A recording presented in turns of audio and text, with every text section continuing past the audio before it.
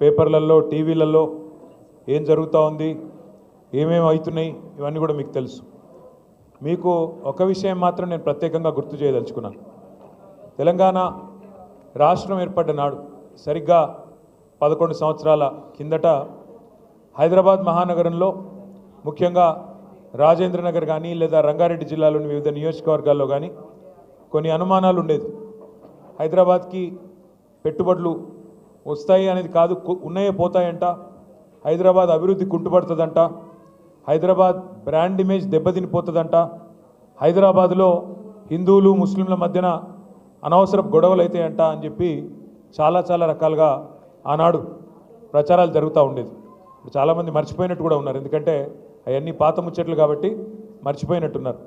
కానీ కేసీఆర్ గారి నాయకత్వంలో అభివృద్ధే మన కులంగా, సంక్షేమమే మన మతంగా ఈరోజు పేదవారిని పెద్దవారిని అందరినీ కూడా బ్రహ్మాండంగా కలుపుకొని సంక్షేమ కార్యక్రమాలు అభివృద్ధి కార్యక్రమాలు అందరికీ సమపాలనలో అందే విధంగా చాలా చక్కగా 10 ఏళ్ల పాటు కేసీఆర్ గారు రాష్ట్రాన్ని పరిపాలించినారు. కాబట్టే భారతదేశంలో ఎన్నో రంగాలలో తెలంగాణ ఒక రోల్ మోడల్గా, ఒక దిక్సూచిగా, ఒక ఆదర్శవంతమైన రాష్ట్రంగా తలసరి ఆదాయంలో కావచ్చు, విద్యుత్ వినియోగంలో కావచ్చు, పరిశ్రమల ఆకర్షణలో కావచ్చు, వ్యవసాయ విస్తరణలో కావచ్చు, పేదవాళ్ళను ఆదుకునే సంక్షేమ కార్యక్రమాలు కావచ్చు, యాదాద్రి లాంటి గుడి కట్టే విషయంలో కావచ్చు, ఏ విషయంలో అయినా డాక్టర్ బాబాసాహెబ్ అంబేద్కర్ గారి ప్రపంచంలోనే అతిపెద్ద విగ్రహం పెట్టే విషయమే కావచ్చు, లేదా ఇంటింటికి నీళ్ళు ఇచ్చే విషయమే కావచ్చు, ఏ విషయంలోనైనా బ్రహ్మాండమైన అభివృద్ధిని, బ్రహ్మాండమైన సంక్షేమాన్ని 10 ఏళ్లలో కరోనా లాంటి మహమ్మారి తరుముకొచ్చినా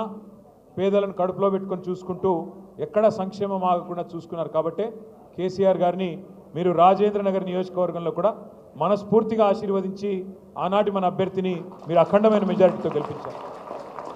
తమ్ముడు కార్తిక్ రెడ్డి గారు చెప్పినట్టు ఎమ్మెల్యేలు కొంతమంది పార్టీని వదిలిపెట్టి పోవచ్చు కాక, కానీ ఎమ్మెల్యే పోయినా అధికార లాలసతో పైరవీల కోసము పదవుల కోసము ఇంకో దానికోసం వారు పోయినా మేము మాత్రం ఉంటాము, పార్టీని వదిలిపెట్టము అని చెప్పి నిబద్ధతతో ఉన్న మా గులాబీ అన్నదమ్ములకి, మా ఆడబిడ్డలకు హృదయపూర్వకంగా శిరస్సు వంచి నేను ధన్యవాదాలు తెలియజేస్తాను. కష్టాలు అందరికీ వస్తాయి, కష్టాలు మనిషి అనేవాడికి అందరికీ వస్తాయి. గెలుపులు ఓటములు ఎదురు దెబ్బలు ఇవేవి కొత్త కాదు. 2001 ఏప్రిల్లో కేసీఆర్ గారు పార్టీ పెట్టినప్పుడు ఆనాడు ఆయన వెంబడ కేవలం పిడికెడు మంది ఉండే, కానీ 24 ఏళ్లలో ఈరోజు కేసీఆర్ గారు పెట్టిన పార్టీ ఇంతింతై వట్టుడింతై అన్నట్టు ఆనాడు పెట్టిన ఒక విత్తనం వాళ్ళ మహావృక్షమై వేలాది లక్షలాది మంది నాయకులను కార్యకర్తలను బ్రహ్మాండంగా గ్రామాన ప్రతి పట్టణంలో ప్రతి పల్లెలో అద్భుతంగా విజృంభించి భయంకరంగా ఇవాళ అన్ని చోట్ల కూడా విస్తరించింది. నా విజ్ఞప్తి, నా ప్రార్థన మీతో ఒకటే, ఇవాళ కేసీఆర్ గారు అంటే ఒక వ్యక్తి కాదు, టీఆర్ఎస్ అంటే ఒక సామాన్య శక్తి కాదు. కొంతమంది కలలు కంటున్నారు, పిచ్చి కలలు కంటా ఉన్నారు. రేవంత్ రెడ్డి గారు నిన్న మొన్న మాట్లాడుతున్నారు, కేసీఆర్ను ఫినిష్ చేస్తా, బీఆర్ఎస్ను ఫినిష్ చేస్తా. నేను రేవంత్ రెడ్డికి ఒకటే చెప్తా ఉన్నా, కేసీఆర్ను ఫినిష్ చేస్తా అని చెప్పి నీలాగా 24 ఏళ్లలో చాలామంది ప్రగల్భాలు పలికినారు, పిచ్చి ప్రేలాపనలు చేసినారు. ఇవాళ ఒక్కసారి చరిత్రలోకి తిరిగి తొంగి చూడు, కేసీఆర్ను ఫినిష్ చేస్తా అన్న వాళ్ళు ఎవరన్నా ఇక్కడ ఉన్నారా, ఇంకా వాళ్ళు ఫినిష్ అయినరా ఒక్కసారి చూసుకోమని చెప్పి నేను విజ్ఞప్తి చేస్తా ఉన్నా. కేసీఆర్ అనే వ్యక్తి ఆయన తెలంగాణ రాష్ట్ర ఏర్పాటు కనుక ఆయన నడుం బిగించకపోతే ఇవాళ రేవంత్ రెడ్డి కూర్చున్న కుర్చీ, రేవంత్ రెడ్డి కూర్చున్న తెలంగాణ ముఖ్యమంత్రి అనే కుర్చీ ఇవాళ ఉంటుండేనా ఒక్కసారి ఆలోచించాలని చెప్పి కూడా నేను మిమ్మల్ని కోరుతా ఉన్నాను. ఇవాళ అధికారము పదవులు ఎమ్మెల్యేలు ఎంపీలు ఎమ్మెల్సీలు ఇవన్నీ తాత్కాలికంగా ఉండొచ్చు, రేపు ఉండకపోవచ్చు, కానీ ప్రజల గుండెల్లో స్థానం శాశ్వతం, అది కేసీఆర్ గారికి మాత్రమే సొంతమనే మాట నేను విజ్ఞప్తి చేస్తా ఉన్నాను. ఇవాళ రేవంత్ రెడ్డి గారు ఎందుకంటే ఆయన కొన్ని సాంకేతికపరమైన సమస్యలు ఉన్నాయి, అందుకే ఎత్తైన కుర్చీలో కూర్చుంటున్నాడు, 2 కుర్చీలు వేసుకొని కూర్చుంటున్నాడు. కొన్ని టెక్నికల్ ప్రాబ్లమ్స్ ఉన్నాయి. ఎత్తైన కుర్చీలో కూర్చుంటే పెద్దగా అయిపోవు, నువ్వు ఎత్తైన కుర్చీలో కూర్చోగానే పెద్దోడు అయిపోవు, ప్రజల గుండెల్లో స్థానం సంపాదించుకోవాలి. నువ్వే చెప్తీవి కదా, ఏం చెప్పినావు ఎలక్షన్లకు ముందు, కేసీఆర్ బిచ్చమేసినట్టు 10,000 ఇస్తుండు, నేను 15,000 ఇస్తా. కేసీఆర్ రైతు బంధు అంటే నేను రైతు భరోసా ఇస్తా అంటివి. మరి నేను ఇవాళ అడుగుతున్నా రేవంత్ రెడ్డి, రాష్ట్ర రైతాంగం ఎదురు చూస్తున్నది, 70 లక్షల మంది రైతన్నలు ఎదురు చూస్తూ ఉన్నారు. ఎక్కడ పోయింది నీ రైతు భరోసా? నువ్వే అంటివి కదా 10,000 ఏమున్నది, 15,000 ఇస్తా అంటివి. కేసీఆర్ 2 పంటలకు ఇస్తున్నాడు, నేను 3 పంటలకు ఇస్తా అంటివి. మరి ఎక్కడ బాయ్? ఉన్న వానాకాలం ఉన్న రైతు బంధు ఇప్పటికే కొట్టినాం. ఇప్పటివరకు వానాకాలం రైతు బంధే ఖాతాల్లో పడలేదు. రైతన్నలు పాపం మోసపోయినామని ఇప్పుడు అర్థం చేసుకొని ఊరూరా బాధపడతా ఉన్నారు. రుణమాఫీ అంటివి, ఏమంటివి అన్నాడు? రుణమాఫీ చేస్తా. కేసీఆర్ ₹1,00,000 రుణమాఫీ చేస్తే మీరు రుణమాఫీ అయిన వాళ్ళు కూడా బ్యాంకు కురకండి, ఆగమాగం పొండి. కేసీఆర్ ₹1,00,000 మీకు మాఫీ చేసినాడు, నేను 2 లక్షలు చేస్తా. లోన్ తెచ్చుకోకపోతే అర్జెంటుగా తెచ్చుకోండి. డిసెంబర్ 9, 2023 సోనియమ్మ బర్త్డే, వెంటనే సంతకం పెడతా అంటివి. మరి సోనియమ్మ బర్త్డే పోయిన సంవత్సరం అయిపోయింది, ఈ సంవత్సరం రానే వస్తున్నది, ఇంకో సంవత్సరం. మరి 2023 అన్నావు, అది పోయింది. సోనియా గాంధీ గారి బర్త్డే మళ్ళీ వస్తూనే ఉన్నది, ఇంకో వారం రోజుల్లో 10 రోజుల్లో. ఇంతవరకు ఏమైంది? రుణమాఫీ అంటే సమాధానం లేదు. అదొకటే కాదు, ఒక సోనియా గాంధీ గారిని మోసం చేయలేదు, రాష్ట్రంలోని 70 లక్షల మంది రైతులనే మోసం చేయలేదు. మొత్తం ఏ దేవుడు కనబడతా దేవుడి మీద ఒట్టు. యాదగిరి గుట్టకు పోయిండు, యాదాద్రి లక్ష్మీ నరసింహస్వామి మీద ఒట్టన్నాడు. వేములవాడ పోయిండు, రాజరాజేశ్వర స్వామి మీద ఒట్టన్నాడు. భద్రాచలం పోయినాడు, సీతారామస్వామి మీద ఒట్టన్నాడు. అలంపూర్ పోయినాడు, జోగులాంబ తల్లి మీద ఒట్టన్నాడు. ఇక్కడ హైదరాబాద్కి వచ్చి జూబ్లీహిల్స్ పెద్దమ్మ మీద ఒట్టన్నాడు. నిన్ననే దేవుళ్ళందరూ మీటింగ్ పెట్టుకున్నారంట. వీడెక్కడ దొరికిండ్రా నాయన, మనకు ఏడ కనబడితే ఆడ ఒట్లేస్తున్నాడు. వీడెక్కడ దొరికినాడు నాయన? ఎందుకంటే మనుషులను మోసం చేసే మనుషులను చూసినాం, దేవుళ్ళని మోసం చేసేవాడు మొదటివాడు వీడు. మీరు ఆలోచించండి, నేను చెప్పేది తప్ప ఒప్ప ఆలోచించండి. ఏమన్నావు నువ్వు? 15 ఆగస్టు వరకు మొత్తం రుణమాఫీ. ఇంకా ఆ రోజు ఎగిరెగిరి పడుతుంది. హరీష్ రావు యాడు నువ్వు మూసిలో దుంకు, గంగల దుంకు, రాజీనామా చేస్తావా సస్తావా అంటివి. ఇవాళ ఆడవే మరి నీ రుణమాఫీ. ఆఖరికి పోని హిందూ దేవుళ్ళని మోసం చేసినావు. ఆఖరికి మా జాంగీర్ పీర్ దర్గా కూడా పోయి అక్కడ కూడా ఒట్టు పెడుతుంది సరిగా. జాంగీర్ పీర్ దర్గా పోయి పాపం అక్కడ ఒట్లు పెట్టినాడు. ఒక్కరిని కాదు, అన్ని కుల. అచ్చా, మెదక్ చర్చిని కూడా ఉంచుకున్నాడా? మెదక్ చర్చిలో యేసుక్రీస్తు కూడా బాధపడుతున్నాడు. వీడెక్కడ దొరికిండ్రా నాయన? అక్కడ పోయి చర్చిలో అక్కడ కూడా ఒట్టు పెట్టినాడు. ఏ దేవుణ్ణి వదలలేదు, ఏ కులాన్ని వదలలేదు, ఏ మతాన్ని వదలలేదు. అంటే ఇంత మోసం అంటే ఇవాళ నేను నిజంగా కూడా హైదరాబాద్ ప్రజలకు మాత్రం, మీ చైతన్యానికి మాత్రం జిహెచ్ఎంసీ పరిధిలో నేను శిరస్సు వంచి మీకు పాదాభివందనం చేస్తాను. రాష్ట్ర వ్యాప్తంగానేమో కాంగ్రెస్ పార్టీ మాటలు విని జిల్లాలలో పాపం కొంతమంది మోసపోయినారు. మా తమ్ముళ్ళు, మా అన్నలు, మా అక్కలు, చెల్లెలు కూడా ఫ్రీ బస్సు, తులం బంగారం అంటే కొంతమంది మోసపోయినారు. కానీ హైదరాబాద్ వాళ్ళు మాత్రం మోసపోలేదు. ఎందుకంటే కాంగ్రెస్ను చూసి వీళ్ళ మాటలు తెలుసు కాబట్టి, వీళ్ళ వ్యవహారం తెలుసు కాబట్టి రాజేంద్ర నగర్ కానీ, శేర్లింగంపల్లి కానీ మొత్తం 24 నియోజకవర్గాలు ఉంటే జిహెచ్ఎంసీ పరిధిలో ఒక్కటంటే ఒక్క సీటు కూడా కాంగ్రెస్కి ఇవ్వకుండా మీ చైతన్యాన్ని మీరు మాత్రం చూపెట్టినారు. సరే, మనం గెలిపించిన వాళ్ళు అప్పుడప్పుడు మన వాళ్ళు అనుకునే వాళ్ళు మనం మోసం చేయొచ్చు, వాళ్ళు తప్పు చేయొచ్చు. కానీ ఇందాక తమ్ముడు కార్తీక్ చెప్పినట్టు తప్పకుండా పశ్చాత్తాపపడే రోజు, బాధపడే రోజు. పెద్దలు అప్పుడెప్పుడో చెప్పినట్టు రాజకీయాల్లో హత్యలు ఉండవు, ఆత్మహత్యలు మాత్రమే ఉంటాయి. అందుకే మీరు గెలిపించిన మీ ఎమ్మెల్యే గారు ఆత్మహత్య చేసుకున్నాడు తప్ప మీరు తప్పు చేయలేదు. ఆయన పోయినా ఏమి కాదు పార్టీకి అని చెప్పి ఇవాళ పార్టీని మణికొండలో కావచ్చు, నార్సింగిలో కావచ్చు, బండ్లగూడలో కావచ్చు, శంషాబాద్లో కావచ్చు బ్రహ్మాండంగా కాపాడుకుంటూ ఎక్కడికక్కడ అద్భుతంగా నడుపుతున్న పోరాట పటిమను ప్రదర్శిస్తున్న మా నాయకులు మొత్తానికి హృదయపూర్వకంగా ధన్యవాదాలు. నేను మీతో ప్రార్థన, మీ అందరితో ప్రార్థన ఒకటే. నిజంగా కూడా గవర్నమెంట్లో ఉన్నప్పుడు ప్రజలకు సేవ చేసే భాగ్యం ఉంటుంది. ప్రజలని సంక్షేమ కార్యక్రమాల ద్వారా, అభివృద్ధి కార్యక్రమాల ద్వారా చేరుకునే అవకాశం ఉంటుంది. కానీ ప్రతిపక్షంలో ఉన్నప్పుడు నిజంగా ప్రజల పక్షాన కొట్లాడి ప్రజల గుండెల్లో శాశ్వతంగా స్థానం సంపాదించుకునే ఒక అరుదైన అవకాశం ఉంటుంది. ఇవాళ అవకాశం మా తమ్ముడు కార్తీక్ రెడ్డి గారికి వచ్చిందనే మాట నేను మీకు విజ్ఞప్తి చేస్తా ఉన్నాను. మీరు ఎంత గట్టిగా ప్రజల్లోకి పోతే చాలా సంతోషంగా ఉంది, చాలా సంతోషంగా ఉంది. మధ్యకాలంలో ఒక్కసారి కాదు కార్తీక్ రెడ్డి గారు నాకు ప్రత్యేకంగా ఫోన్ చేసి, హైదర్ షా కోర్టులో, హైదర్గూడలో చాలామంది మన వాళ్ళు ఈ మూసీ వల్ల బాధపడుతున్న వాళ్ళు మూసీ ప్రాజెక్ట్ అని ముఖ్యమంత్రి ఏదైతే ఢిల్లీకి మూటలు పంపేదానికి రంగం సిద్ధం చేస్తూ ఉన్నాడో దీనివల్ల బాధపడుతున్న వాళ్ళు ఉన్నారు. అంటే నేను ఒకటే అన్నాను, మన పార్టీ ఆఫీస్కి ఎప్పుడైనా రావచ్చు ఎవరైనా బాధితులు, తప్పకుండా వారికి స్వాగతం. అంటే ఒకరు కాదు ఇద్దరు కాదు, దాదాపు 500-600 కుటుంబాలు ఇక్కడికి వచ్చి సబితక్కని మన నాయకులని మనందరినీ కలిసి మీరు మా దగ్గరికి రండి అంటే రాజేంద్రనగర్ నియోజకవర్గం అంతా 2-3 డివిజన్లు తిరిగినాం. అత్తాపూర్ కానీ హైదర్షా కోట్ కానీ పక్కనే అటు బౌద్ధుర్పురాకు మన కారువాన్ దగ్గర ఉండే ప్రాంతం కానీ మొత్తం తిరిగినాం. కిషన్ బాగ్ కూడా వచ్చినాం. అక్కడ పోతే హిందూ లేదు, ముస్లిం లేదు, ఏమీ లేదు, బుర్కా కప్పుకున్న మా ఆడబిడ్డలు ఉన్నారు. వాళ్ళు వచ్చి అంటున్నారు, హమ్కో సబ్ పతా చల్ గయా సాబ్, మాకు ఎవడు మా దోస్తు ఎవడు దుష్మన్ అర్థమైంది, మా కష్టంలో ఎవడున్నాడో మాకు అర్థమైంది. 40-50 ఏళ్ళకేంచి ఇక్కడ ఇల్లు కట్టుకొని ఉంటున్నాం, ఇలా మమ్మలను అక్రమణదారులు అంటున్నారు, కబ్జా కోర్లని ముద్రేస్తున్నది ప్రభుత్వం. రిజిస్ట్రేషన్లు అయినాయి, ప్రభుత్వమే రిజిస్ట్రేషన్లు చేసింది, పైసలు కట్టించుకున్నది, పర్మిషన్లు ఇచ్చింది, పైసలు కట్టించుకున్నది, ట్యాక్సులు కడుతున్నాం, ప్రతి సంవత్సరం గర్పట్టి కడుతున్నాం, హౌస్ ట్యాక్స్ ప్రాపర్టీ ట్యాక్స్ కడుతున్నాం, నల్ల బిల్లు కడుతున్నాం, కరెంటు బిల్లు కడుతున్నాం, అన్ని కడుతున్నాం. అన్ని గట్టంగా ఇయ్యాల మమ్మల్ని దొంగలు, కబ్జా కోరులు, ఆక్రమణదారులు అని చెప్పి బద్నాం పెడుతున్నారన్నా.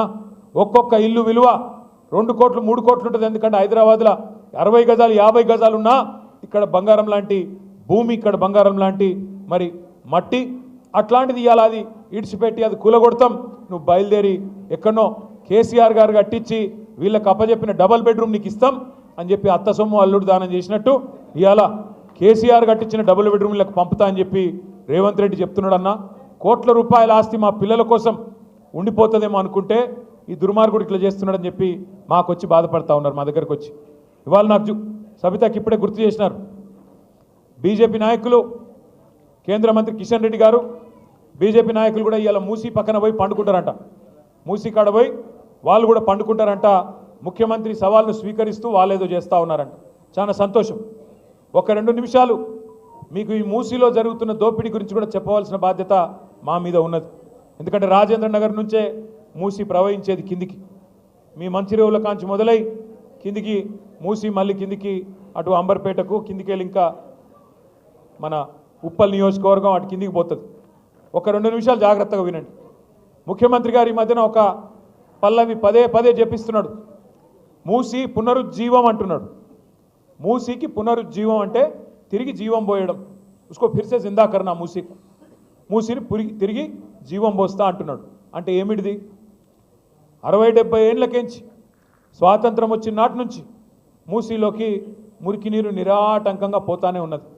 ముఖ్యమంత్రి గారు ఎట్లా మాట్లాడుతున్నాడంటే అదేదో మూసీని వీళ్ళేదో బంగారంలాగా మనకు చందమామలాగా మనకు అప్పజెప్పిపోయినారు 2014లో, దాన్ని మనం అంతా మసిపూసి పాడు చేసి ఖరాబ్ చేసినాం అన్నట్టు మాట్లాడుతున్నాడు. ఒకసారి యాద్ చేసుకోండి, 2014 నాటికే మూసీ మురికి కుప్పంగా మారిన మాట వాస్తవం కాదా? 50-60 ఏళ్ళు కాంగ్రెస్ పరిపాలన, 15-20 ఏళ్ళు తెలుగుదేశం పరిపాలన, ఆ రెండిట్లో ఉన్నది ఇదే రేవంత్ రెడ్డి కాదా? గతంలో తెలుగుదేశంలో ఉన్నాడు, ఇప్పుడు కాంగ్రెస్లో ఉన్నాడు. ఈ 2 పార్టీలు కారణం కాదా మూసీ మురికి కుప్పంగా మారడానికి? మరి మనం ఏం చేసినాం? 14 తర్వాత ఏం చేసినామంటే ప్రణాళికబద్ధంగా మూసీని మంచిగా చేయాలి, శాశ్వతంగా రాజేంద్ర నగర్ కావచ్చు, అదేవిధంగా అది కార్వాన్ కావచ్చు, బహదూర్పురా కావచ్చు, అంబర్పేట కావచ్చు, ఉప్పల్ కావచ్చు, హైదరాబాద్లో ఏ ప్రాంతాలు, ఎల్బీ నగర్ కావచ్చు, ఏ ప్రాంతాల నుంచి అయితే మూసిపోతున్నదో దాని పరివాహక ప్రాంతంలో అటు ఇటు उसके इतराफ में जो बच्चे हमारे हैं जो गरा हैं किसी को तकलीफ नहीं पहुंचना बल्कि बहुत कोशिश हम करें. क्या करें? ఏం చేసినాం మూసీకి మేము? ఒక 2 నిమిషాల్లో చెప్తాను నేను మీకు. పేదవాళ్ళ కడుపు కొట్టలేదు, పేదవాళ్ళ గూడు గూలగొట్టలేదు, కానీ దాన్ని మంచిగా చేసే ప్రయత్నం చేసినాం. హైదరాబాద్లో మీకు ఒక చదువుకున్న వాళ్ళు సీనియర్ సిటిజన్స్ కూడా చాలామంది ఉన్నారు, విద్యావంతులు ఉన్నారు. మీకు అర్థమవుతే 10 మందికి చెప్తారు, అందుకే ఇంత వివరంగా చెప్తా ఉన్నా. నేను 8 ఏళ్ల పాటు మున్సిపల్ శాఖ మంత్రిగా పనిచేసినాను కాబట్టి ఆ అనుభవంతో చెప్తా ఉన్నా. మూసీలోకి మనకు హైదరాబాద్ భౌగోళికంగా ఎట్లుంటుందంటే ఇట్లా ఇట్లా ఒక యూ షేప్లో, వి షేప్లో ఉంటుంది, యూ షేప్లో ఉంటుంది. ఇట్లా మొత్తం ఎక్కడ ఒక నీటి చుక్కబడ్డ హైదరాబాద్లో మురికి నీరు ఎక్కడి నుంచి వచ్చినా జిహెచ్ఎంసీ పరిధిలో 90% పైగా గ్రావిటీ ద్వారానే మూసీలోకి వస్తుంది. నాలాల ద్వారా, కాలువల ద్వారా, స్టామ్ వాటర్ డ్రైన్స్ అనండి, డ్రైనేజీలు అనండి, మొత్తంగా 90% పైగా మురికి నీరు లేదా వర్షపు నీరు మూసీలోకే వస్తుంది. మూసి ఎట్లాంటి నది అంటే మీరు మంచిరేవుల కాడ ఓఆర్ఆర్ ఉంది, అదేవిధంగా మళ్ళీ కిందికి నాగోలు, ఆ కిందికి పోతే ప్రతాప సింగారం, ఎక్కడ మన మేడ్చల్ నియోజకవర్గంలోని ప్రతాప సింగారం, అక్కడ ఓఆర్ఆర్ ఉంటుంది. దీన్ని ఓఆర్ఆర్ వెస్ట్ అంటాము, దాన్ని ఓఆర్ఆర్ ఈస్ట్ అంటాము. ఇది పశ్చిమము, అది తూర్పు. ఓఆర్ఆర్ వెస్ట్ నుంచి ఈస్ట్ వరకు సరిగ్గా 57 కిలోమీటర్లు. 57 కిలోమీటర్లు. మూసి ఎట్లాంటి నది అంటే ఓఆర్ఆర్ వెస్ట్ నుంచి ఈస్ట్ వరకు మూసి కిందికి ప్రవహిస్తుంది. ఎంత వేగంగా నీళ్లు కిందికి పోతాయంటే ఈ 57 కిలోమీటర్ల పరిధిలోనే 84 మీటర్లు కిందికి ఉంటుంది మూసి. అంటే నీటి చుక్క ఒకటి పడితే జర్రున జారిపోతుంది. 84 మీటర్లు, కిలోమీటర్కి 1.5 మీటర్లు కిందికి పోతూ ఉంటుంది భూమి. అదే నీరు పల్ల మెరుగు నిజం దేవుడెరుగు అంటారు కదా, అట్లా నీరు కిందికి పోతూ ఉంటుంది 84 మీటర్లు. మళ్ళీ ఒకసారి చెప్తాను, మంచిరేవుల నుండి మీకు కింద ప్రతాప సింగారం దాకా 57 కిలోమీటర్లు ఓఆర్ఆర్ వెస్ట్ నుంచి ఈస్ట్ దాకా. ఒక నీటి చుక్క పడితే లేదా ఒక మురికి నీటి చుక్క వస్తే కిందికి జర్రుమని జారిపోతుంది. 84 మీటర్లు కిందికి ఉంటుంది, అంటే నీరు ఆగదు.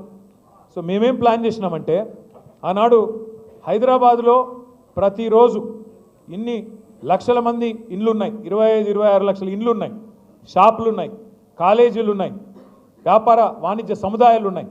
ఈ అన్నింటిలోంచి ఉత్పత్తి అయ్యే మురికి నీరు ఎంత అంటే రోజుకి 2000 MLD.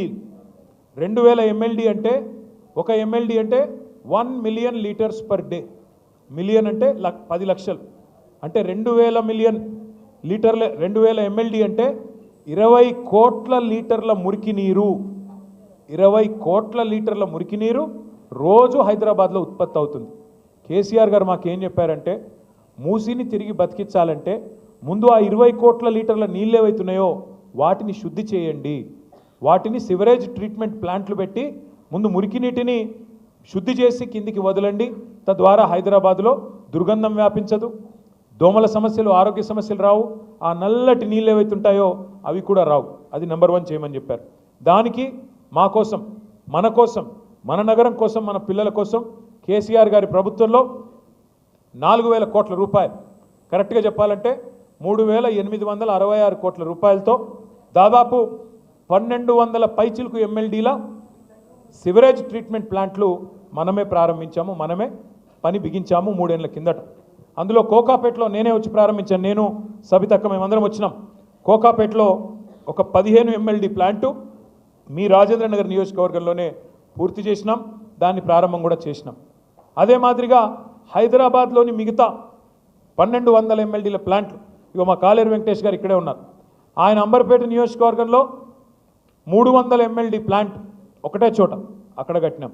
అవతల వైపు ఎల్బీ నగర్లో భారతదేశంలోనే అతిపెద్ద సివరేజ్ ట్రీట్మెంట్ ప్లాంట్ 320 MLDల ప్లాంట్ అక్కడ కట్టినాం. ఇవన్నీ ఎందుకు చేసినాం? నీటిని శుద్ధి చేయడానికి, మూసీకి తిరిగి జీవం పోయడానికి.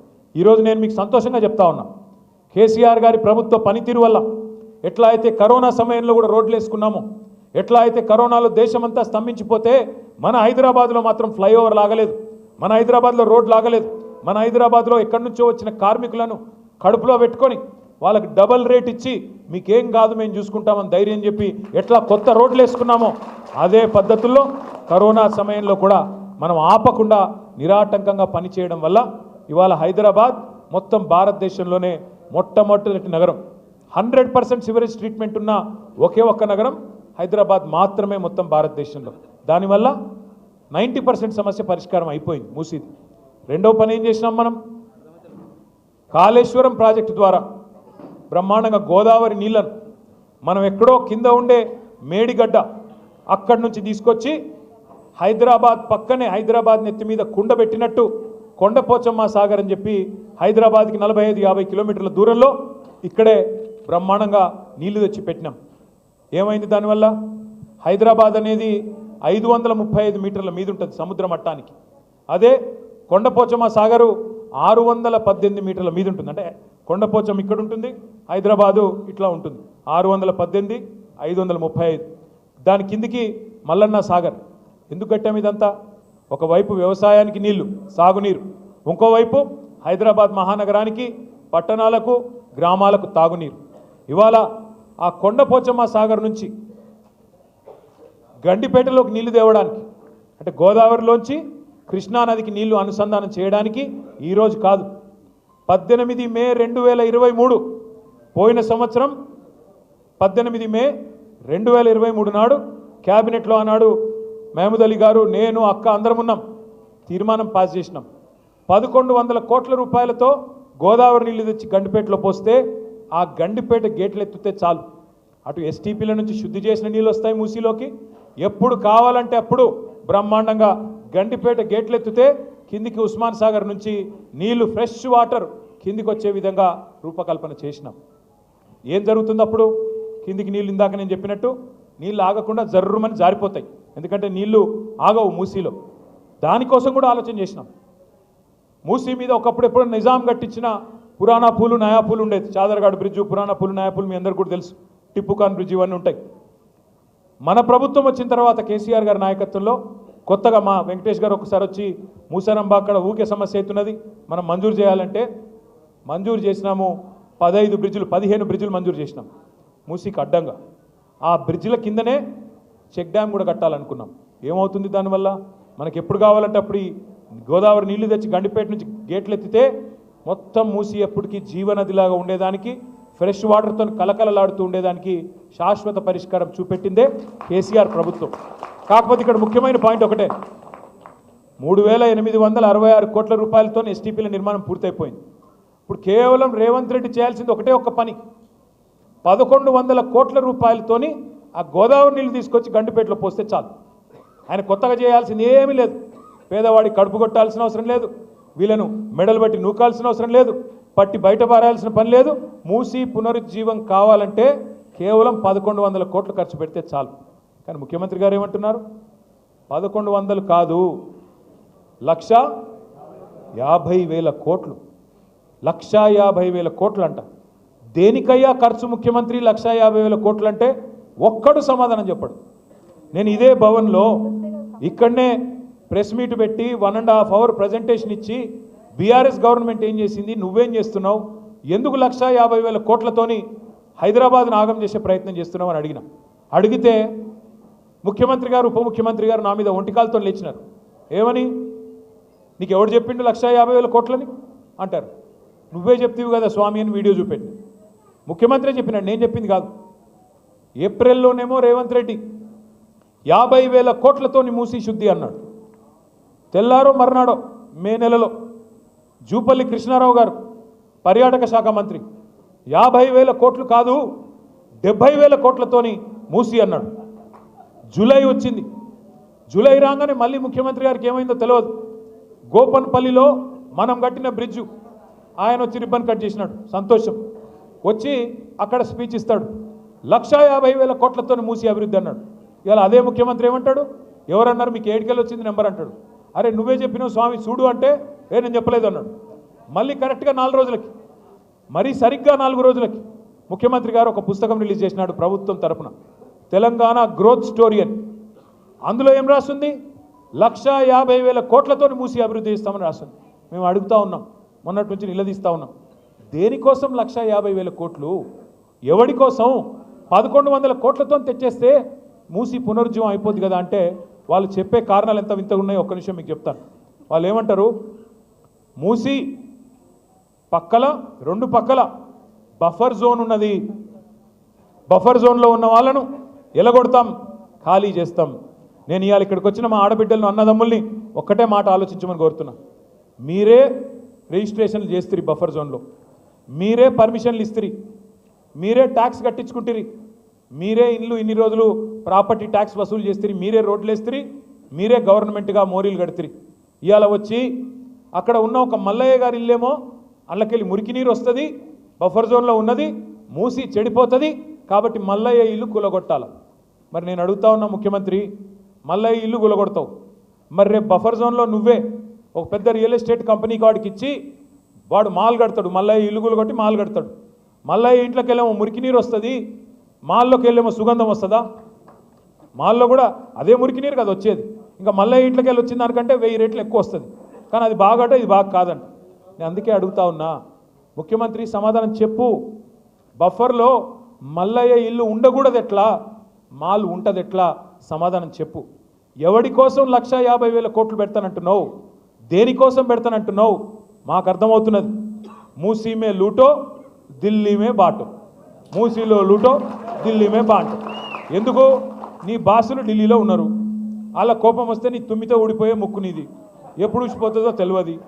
రాహుల్ గాంధీకి మూటలు పంపకపోతే ఆయన ఊకోడు. మళ్ళీ పైన ఇంకా ప్రియాంక గాంధీ గారు ఉన్నారు, ఇంకా చాలామంది పెద్దలు ఉన్నారు, వాళ్ళకు మూటలు పంపాల్సిందే. పంపాలి అంటే మీకు తెలుసు, కోకాపేట ఇక్కడ మీ యాదికొండాల రాజేంద్ర నగర్లో కోకాపేట ఉన్నది. ఇలా కోకాపేట భూములు ఎంత ఖరీదైనాయో మా వెంకటేష్కి తెలుసు బాగా. ఖానాపూర్లకు, కోకాపేటలకు, నార్సింగోళ్లకు, మణికొండలకు మీకే తెలుసు. భూముల విలువ ఆనాడు ఎంత, 2014లో ఈరోజు ఎంత.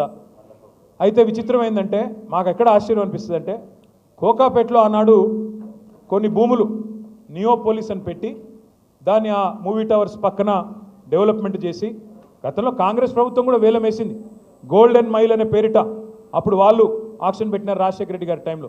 మన ప్రభుత్వం వచ్చినాక పక్కన మనం కూడా రుణమాఫీ అని, సిటీ డెవలప్మెంట్ అని, ఈ ఫ్లైఓవర్లు వీటన్నిటిని కట్టనికే ఆక్షన్ పెట్టినాం, వేలం పెట్టినాం. పారదర్శకంగా వేలం పెడితే ఒక్కో ఎకరం 100 కోట్లకు పోయింది. పోతే దానికి కూడా మమ్మల్ని తిట్టినాడు ఇదే రేవంత్ రెడ్డి. అన్నాడు, ఏమన్నాడు? మీరు కేటీఆర్ అనేవాడు దోపిడిగాడు, స్కామ్ చేసిండు, ఇలా 10,000 కోట్లు నొక్కేసిండు అన్నాడు. ఓఆర్ఆర్ ఉంది కదా, మీ రాజేంద్ర నగర్ మీకు వెళ్ళి పోతుంది కదా ఓఆర్ఆర్. దాన్ని ఏం చేసినాం మనము? 30 సంవత్సరాల కోసం ఒక ప్రైవేట్ వాడికి అప్పజెప్పి 7,400 కోట్లు వాడిస్తే రాష్ట్ర ఖజానాకి మనం దాన్ని అభివృద్ధి సంక్షేమ కార్యక్రమాలకు వాడుకున్నాం. ఆ రోజు కూడా నా మీద ఆరోపణ చేసిండు రేవంత్ రెడ్డి, 1,00,000 కోట్లు రావాలి మనకి ఓఆర్ఆర్లో, వీళ్ళు అడ్డికి పావుషేర్ అమ్ముకున్నారన్నాడు. నేను ఇవాళ రేవంత్ రెడ్డి గారిని ఒకటే అడుగుతా ఉన్నా, అయ్యా ఆనాడు అపోజిషన్లో ఉన్నప్పుడేమో మాట్లాడుతీవి, ఓఆర్ఆర్ 1,00,000 కోట్లు రావాలా అంటివి, మళ్ళీ ఇవాళ నువ్వే మున్సిపల్ మంత్రివి, తెచ్చి చూపెట్టు. నేను వద్దన్నానా? క్యాన్సిల్ చేయి, ఓఆర్ఆర్ టెండర్ క్యాన్సిల్ చేయి. నేను తప్పు చేసినా రుజువు చేయి. నేను వద్దన్నానా? నేను తప్పు చేస్తే నువ్వు శిక్షించు, వద్దనట్లేదు. అట్లాగే నువ్వే అంటివి కదా, కోకాపేట భూముల స్కామ్లో నేనేదో డబ్బులు దొబ్బినాను, మరి నువ్వెందుకు అమ్ముతున్నావు ఇవాళ భూములు? నేను చేసిన తప్పే అయితే, నేను అందులో స్కామ్ చేసిన మాట వాస్తవమే అయితే, నువ్వు ఆ రోజు వాగిన వాగుడులో అర్థం ఉంటే ఇవాళ ఎందుకు చర్యలు లేవు? ఎందుకు నువ్వు దాని మీద ఎంక్వైరీ చేయట్లేదు అని అడుగుతా ఉన్నా. ఎందుకు వాటిని రద్దు చేయట్లేదు? ఆ రోజు అల్లం అనేది ఇవాళ బెల్లమైందా నీకు? నేను అడుగుతా ఉన్నా. మీరు దయచేసి ఆలోచించండి. ఎవడి కోసం మూసి అంటే, ఇక దీనికి మళ్ళీ అందమైన కవరు మనం గట్టిగా మాట్లాడి, మూసి ఎందుకే నీకు ఢిల్లీలో మూటలు వంచనిక పునరుజ్జీవం చేయాలంటే కేవలం 1,100 కోట్లు సరిపోతుంది కానీ గట్టిగా అడిగితే, ఈ మధ్యన కొత్త పల్లె అందుకున్నాడు బాపు ఘాట్లనట. ఈయన పోయి భారతదేశంలో కాదు ప్రపంచంలో అతిపెద్దదైన మహాత్మా గాంధీ విగ్రహం పెడతారంట. ఈయన ఎవరు? రేవంత్ రెడ్డి. రేవంత్ రెడ్డి గారు మహాత్మా గాంధీ విగ్రహం పెడతాను అనగానే మహాత్మా గాంధీ గారి మన్మడు తుషార్ గాంధీ గారు స్పందించారు. మహాత్మా గాంధీకి ఇవన్నీ ఇష్టం ఉండవురా ఆయన చాలా మంచోడు, ఆయన ఎన్నడూ ఆయన విగ్రహాలు ప్రపంచంలో పెద్ద విగ్రహాలు 1,000 కోట్ల విగ్రహాలు పెట్టాలని నేను కోరుకోలేదు, వాటిని పేదవాళ్ళ కోసం వాడు స్వామి, నువ్వు పెట్టుకోని ఆయన చెప్పినాడు. కానీ మహాత్మా గాంధీ గారు తప్పకుండా ఎక్కడున్నారో కానీ ఆయన ఆక్రోషిస్తూ ఉండింటాడు. ఎందుకంటే రేవంత్ రెడ్డి గారు గాడ్సే శిష్యుడు. ఆయన నాథురామ్ గాడ్సే ఆర్ఎస్ఎస్ వాడు, ఆర్ఎస్ఎస్ గాడ్సే గారి శిష్యుడు ఈయన. ఈ వ్యక్తి పేరేమి? రేవంత్ రెడ్డి. ఇవాళ ఎట్లున్నదంటే, గాంధీ విగ్రహాన్ని గాడ్సే పెడతానంటే ఒప్పుకుంటామా సార్? నాకు అర్థం కాదు. మనం గాడ్సే లాంటి వాడు, గాడ్సేకి వారసుడు ఈయన వచ్చాట గాంధీ గారి విగ్రహం పెడతాడంట, అది కూడా బాపు ఘాట్లో. రేవంత్ రెడ్డి గారికి నేను ఒకటే చెప్తా ఉన్నా, నువ్వు గాంధీ విగ్రహాన్ని అడ్డం పెట్టుకొని మూసీ ప్రాజెక్టు అని దానికి కలరింగ్ ఇచ్చి మళ్ళీ దానిలో కూడా రేట్లు పెంచి దానిలో కూడా డబ్బులు దొప్పుకుంటానంటే ఇది సమంజసం కాదు. మహాత్మా గాంధీని అడ్డం పెట్టుకొని శిఖండిలాగా నువ్వు వెనకాల ఉండి రాజకీయం చేస్తానంటే మంచిది కాదు. తప్పకుండా ప్రజలకు వాస్తవాలు తెలుస్తూ ఉన్నాయి. మూసీ విషయంలో జరుగుతున్న దోపిడీ, పేదవాళ్లకు ఇబ్బందులు పెట్టే అంశంలో ఈ రాష్ట్రంలో ఒకసారి చూడండి ఏం జరుగుతూ ఉంది. మూసీలో దోపిడీ. మూసీకేమో 1,50,000 కోట్లు ఉన్నాయంట ముఖ్యమంత్రి కాడ, కానీ ఆడబిడ్డలకి తులం బంగారం ఈయనకి పైసలు లేవు. ముసలోళ్ళకి 4,000 రూపాయలు పెన్షన్ అన్నావు, దానికి పైసలు లేవు. రాష్ట్రంలో రైతు బంధుకు పైసలు లేవు. రాష్ట్రంలో రుణమాఫీకి డబ్బులు లేవు. హోంగార్డులకు జీతాలు ఇవ్వడానికే టైం లేవు. బతుకమ్మ చీరలకు పైసలు లేవు. అదేవిధంగా రంజాన్ తోఫాకు పైసలు లేవు. క్రిస్మస్ గిఫ్ట్కు పైసలు లేవు. కానీ మూసీకి మాత్రం 1,50,000 కోట్లు మాత్రం ఉన్నాయి. 1,100 కోట్లతోనైపోయే మూసీలనేమో 1,50,000 కోట్లు పోయాలి. మేము కాళేశ్వరం కట్టినప్పుడు ఇదే ముఖ్యమంత్రి ఏమన్నాడు? కాళేశ్వరంతోన ఒక పంటకి 45 లక్షల ఎకరాలకు నీళ్ళు ఇవ్వచ్చు. 2 పంటలు చూసుకుంటే 90 లక్షల ఎకరాలకు నీళ్ళు ఇవ్వచ్చు. మరి నేను అడుగుతున్నా ముఖ్యమంత్రి గారిని, మూసీతోని మురిసే రైతులు ఎంతమంది? మూసీతోని సాగులోకి వచ్చే ఎకరాలెన్ని? ఎన్ని లక్షల ఎకరాలకు నీళ్ళు వస్తాయి చెప్తావా? మూసీతోని వచ్చే పరిశ్రమలెన్ని? మూసీతోని వచ్చే ఐటీ కంపెనీలెన్ని? మూసీతో నువ్వు చేసే రియల్ ఎస్టేట్ వెనకాల ఎవరి లాభం ఉన్నది? ఈ ఢిల్లీకి మోసే మూటల వెనుక ఎవరి ప్రయోజనాలు ఉన్నాయి చెప్పాలని చెప్పి నేను కోరుతా ఉన్నా. వాళ్ళ సంతోషం, బీజేపీ పార్టీ నాయకులు కూడా గొంతిప్పుతా ఉన్నారు, వాళ్ళు కూడా మాట్లాడుతున్నారు, మూసీ పక్కనే పండుకుంటామంటున్నారు. వాళ్ళకు కూడా నేను విజ్ఞప్తి చేస్తా ఉన్నా, మాట్లాడండి, గట్టిగా అడగండి. 1,50,000 కోట్లు ఎవరు అబ్బసొత్తు అని చెప్పి ఖర్చు పెడుతున్నాడు ముఖ్యమంత్రి, అడగమని చెప్పి నిలదీయమని చెప్పి వారిని కూడా అడుగుతా ఉన్నా. కానీ అడగడంతోనే ఆగిపోకండి. ముఖ్యమంత్రి గారు దోపిడీ చేస్తున్నాడని ప్రధానమంత్రి మాట్లాడతాడు. ముఖ్యమంత్రి గారు దోపిడీ చేస్తున్నాడని ప్రధానమంత్రి గారు మాట్లాడుతున్నారు.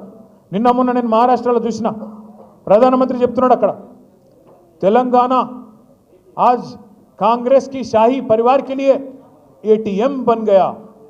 తెలంగాణ ఏటీఎం అయిపోయింది కాంగ్రెస్ పార్టీకి అని ప్రధానమంత్రి నరేంద్ర మోడీ గారు మాట్లాడుతున్నారు. ప్రధానమంత్రి గారిని అడుగుతా ఉన్నా, తెలంగాణ ఏటీఎం అయిపోతే మరి మీరేం చేస్తున్నారు స్వామి?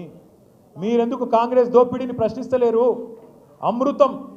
అమృత్ స్కామ్లో అమృతం రేవంత్ రెడ్డి గారి బావమరిదికి అర్హత లేని కంపెనీకి 1,137 కోట్ల రూపాయల టెండర్ ఇస్తే మేము పోయి షికాయత్ చేస్తే ఢిల్లీలో దాని మీద సమాధానం రాదు. 1,50,000 కోట్ల దోపిడీ మూసీలో జరుగుతోంది. డిపిఆర్ లేకుండానే ఇండ్లు గులగొడుతున్నాడు, డిపిఆర్ లేకుండానే 1,50,000 కోట్లని మాట్లాడుతున్నాడు. ఇది దోపిడీ కాదా, డే లైట్ రాబరీ కాదా అని మేము అడిగితే సమాధానం రాదు. అదే మాదిరిగా ఆర్ఆర్ ట్యాక్స్, ఇది కూడా నేను అంట్లా, ప్రధానమంత్రి గారే అన్నారు మొదలు. RRR అని ఆ మధ్యన సినిమా వచ్చింది, నాటు పాటున్న దానిలో యాదుకుందా? అట్లాగా ఈయన కూడా నాటు కొట్టుడు కొడుతున్నాడు. ఆ RRR కలెక్షన్ కంటే ఈయన ఆర్ఆర్ కలెక్షన్ ఎక్కువైపోయింది అని ప్రధానమంత్రి గారే స్వయంగా చెప్పినారు. చెప్పిన తర్వాత ఈ రోజు వరకు కూడా యాక్షన్ లేదు, వీళ్ళ దోపిడీ మీద చర్యలు లేకపోగా మణికొండలో ఎట్లయితే కాంగ్రెస్ బీజేపీ అలైబలై చేసుకొని చైర్మన్ వైస్ చైర్మన్ ఒక నరేందర్, వైస్ చైర్మన్ ఇంకో Narender, chairman Congress Narender, vice chairman BJP Narender, వాళ్ళట బయటకు వచ్చి సిగ్గులేదు, బీజేపీ బీఆర్ఎస్ ఒకటే అని మాట్లాడతారు. బయటకు వచ్చి బీజేపీ బీ టీం బీఆర్ఎస్ అని ఒకటి మాట్లాడతాడు. నేను అడుగుతున్నా, మణికొండలో ఎవరు కలిసి కాపురం చేస్తూ ఉన్నారు? మక్తల్లో ఎవడు కలిసి కాపురం చేస్తున్నాడు?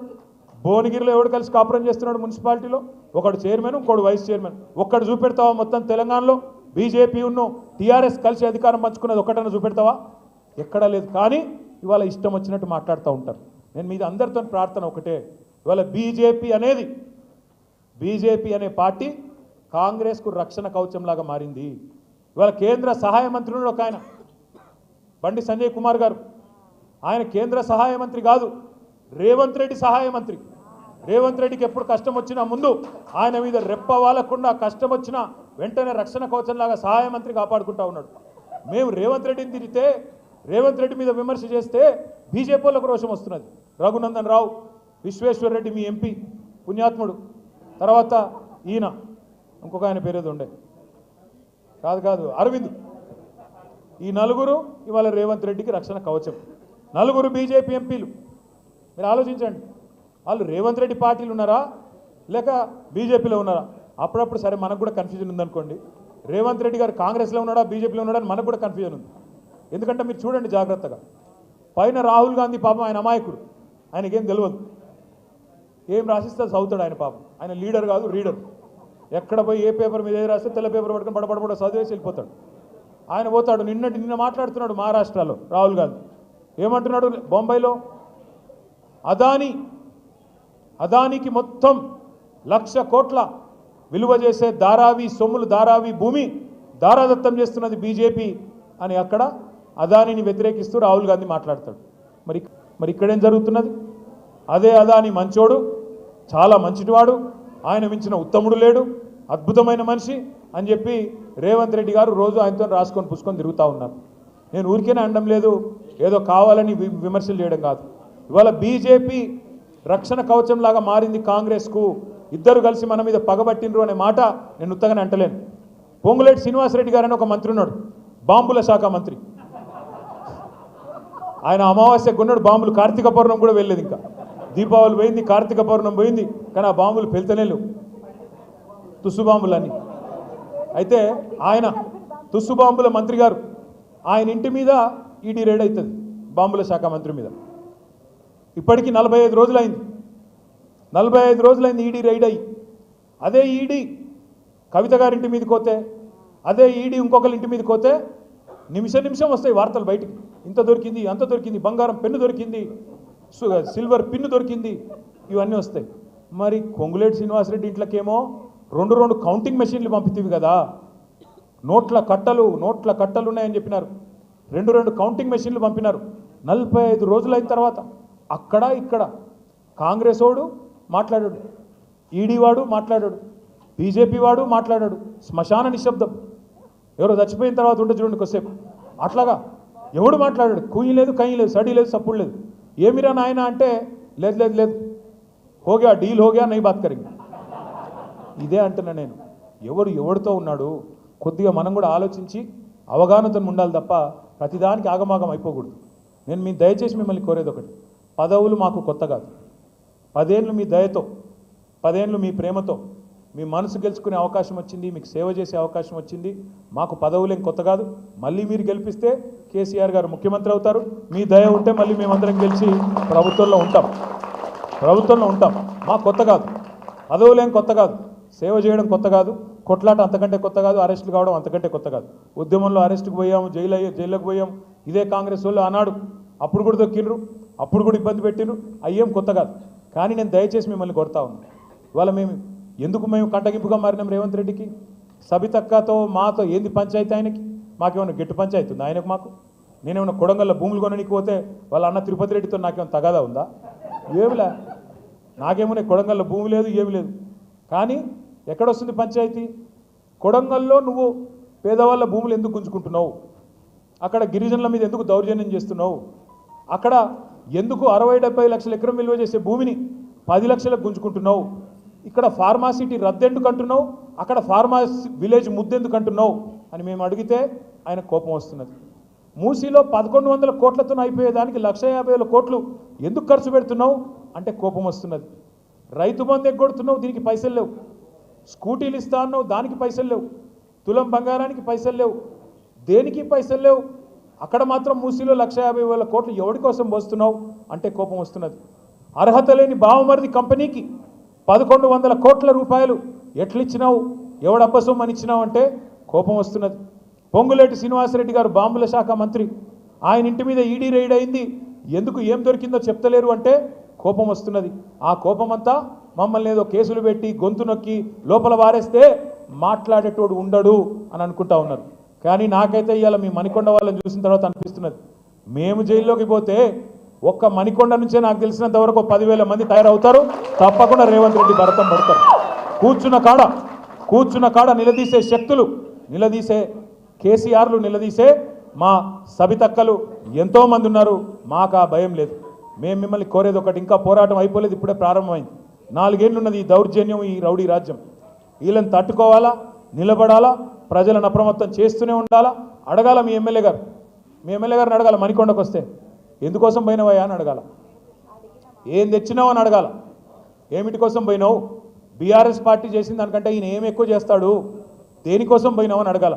వ్యక్తిగత స్వార్థం కోసం పోయినావా, ఏమన్నా భూముల పంచాయతీలు సాల్వ్ చేసుకోవడానికి పోయినావా, ఆ రియల్ ఎస్టేట్ సామ్రాజ్యంలో నీకు కూడా వాళ్ళు ఇసిరే ఎంగిలి మెతుకుల కోసం పోయినావా, దేనికి కోసం పోయినావా అనే మాట స్పష్టంగా అడగాలి. ఒకవేళ అభివృద్ధి కోసం పోయినా అంటే శేర్లింగంపల్లి ఎమ్మెల్యే అదే చెప్తా ఉన్నాడు, అభివృద్ధి కోసం పోయినా అంటున్నాడు. మాకు కొన్ని విచిత్రం అనిపిస్తాయి. ఇదే శేర్లింగంపల్లి ఎమ్మెల్యే గారు ఎన్నికలకు ముందు ఒక పాంప్లెట్ వేసినాడు, 9,500 కోట్ల రూపాయలతో అభివృద్ధి టీఆర్ఎస్ హయాంలో జరిగింది అన్నాడు. నేను ఎమ్మెల్యే గారిని అడుగుతా ఉన్నా, మీ ప్రకాష్ గౌడ్ను కూడా అడుగుతున్నాను, 9,500 కోట్ల రూపాయలతో శేర్లింగంపల్లి అభివృద్ధి కేసీఆర్ చేస్తే మరి రేవంత్ రెడ్డి నాయకత్వంలో పోయినావు కదా, నువ్వు గెలిచి ఇక్కడ గెలిచి అక్కడ పోయినావు కదా, మరి అంతకంటే ఒక కనీసం 1,000 కోట్లు ఎక్కువ తేవాలి కదా నువ్వు. 9,500 కేసీఆర్ ఇస్తే 10,500 కోట్లన్నా రేవంత్ రెడ్డి ఇస్తేనే కదా నువ్వు అభివృద్ధి కోసం పోయినట్టు. రాజేంద్ర నగర్ ఎమ్మెల్యే కూడా అదే దానికి లోబడి ఉండాలి కదా. ఏవి కాదట. ఇంకా విచిత్రం, ఆ ఖార్గే గారు ఉన్నారు, కాంగ్రెస్ పార్టీ అధ్యక్షుడు. ఆయన నిన్న మొన్న మహారాష్ట్రలో గొప్ప ఉపన్యాసం ఇచ్చినాడు, మహానుభావుడు. బీజేపీ పార్టీ మేకలు కొన్నట్టు కొంటున్నది ఎమ్మెల్యేలను అని చెప్పి మహారాష్ట్రలో తిడుతున్నాడు బీజేపీని. నేను ఇన్వైట్ చేసిన ఖర్గే గారిని, అయ్యా ఖార్గే గారు ఒకసారి తెలంగాణకు రండి, ఇక్కడ కూడా మేకల మండిలో కాంగ్రెస్ బాగా కొంటున్నది, మా మేకలు కూడా కొన్ని తప్పిపోయి కాంగ్రెస్ శిబిరంలో తిరుగుతున్నాయి, ఆ మేకలను పట్టుకొచ్చుకుందాం, నువ్వు రా స్వామి అన్న. ఇలా నేను అడుగుతున్నా ప్రకాష్ గౌడ్ని, గాంధీని, యాదయ్య గారిని, ఇంకా మిగతా 10 మంది ఎమ్మెల్యేలు ఎవరైతే పోయినారో దమ్ముందా మీడియా ముందుకు వచ్చి నాలాగా నిలబడి ఏ పార్టీలో ఉన్నావో చెప్పే దమ్ముందా అని అడుగుతున్నాను నేను ఈరోజు. కనీసం నువ్వు కాంగ్రెస్ వాడివా, బీఆర్ఎస్ వాడివా, ఏ పార్టీ వాడివో చెప్పే పరిస్థితి ఉందా? సిగ్గుందా? ఎందుకు ఇంత భయం? పదవులను గబ్బిలాలు కదా చూరు పట్టుకొని వెళ్ళాడినట్టు పదవులు పట్టుకొని వాటి కోసం ఈ పార్టీలో ఉన్న ఆ పార్టీ అని చెప్తావా? ఈరోజు ఏ పార్టీ తెలియదు అయిన దానికి. కాంగ్రెస్లో ఉన్నాడా, బీఆర్ఎస్లో ఉన్నాడా, త్రిశంకు స్వర్గంలో ఉన్నాడా? దీన్ని ఏమనాలి మనం?